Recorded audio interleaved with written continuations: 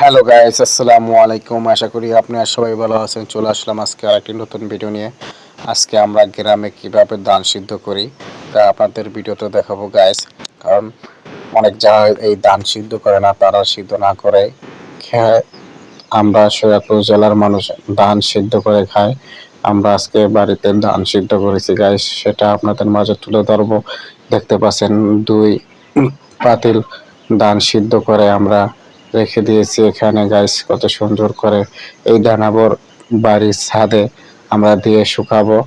2 থেকে 3 দিন লাগবে এই ধান শুকাইতে। তারপর আমরা আবার ভাঙানোর মেশিন আছে, সেই মেশিনে করে আমরা ধান ভাঙাবো। আর ভিডিওটি নতুন থেকে থাকলে অবশ্যই আমাদের চ্যানেলটি সাবস্ক্রাইব করে দিবেন। এই যে দেখতে পাচ্ছেন আমরা পাতিলি করে ধান সিদ্ধ করছি বাড়িতে গাইস। কত সুন্দরভাবে গ্রামে আমরা ধান সিদ্ধ করছি বাড়িতে। দেখতে পাচ্ছেন আপনারা বড় পাতিল, এই পাতিলে আমরা 3 পাইল অলরেডি সিদ্ধ করে ফেলাইছি। 4 নাম্বার পাতিল চলতে আছে, আপনারা দেখতে পাচ্ছেন। অনেকক্ষণ জাল দেওয়ার পরে এই ধান সিদ্ধ হয়। তারপর আবার কারণ এই ধানগুলো সিদ্ধ করতে অনেক পরিশ্রম লাগে, তার জন্য সবাই ধান বিক্রি করে কিনে খায়। কিন্তু কিনা চালের ভাত বেশি ভালো লাগে না, কিন্তু নিজ বাড়িতে সিদ্ধ করে যদি চাল ভাঙিয়ে ভাত খায় তাহলে সেই ভাত অনেক মজা লাগে। তার জন্য আমরা চাল না কিনে ধান কিনে সিদ্ধ করছি গাইস। আর ভিডিওটি যদি ভালো লাগে অবশ্যই লাইক কমেন্ট শেয়ার দিয়ে পাশে থাকবেন।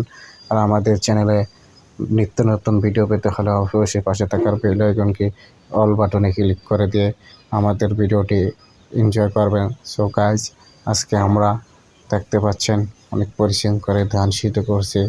এই ধান সিদ্ধ আবার অনেক দূরে নিতে হবে ছাদে করে, তা না হলে এই ধান শুকাবে না। 2 থেকে 3 দিন শুকাতে হবে।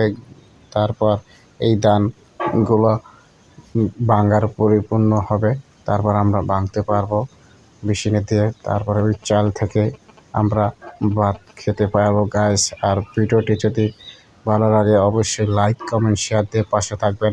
আল্লাহ হাফেজ, বাই বাই, টাটা।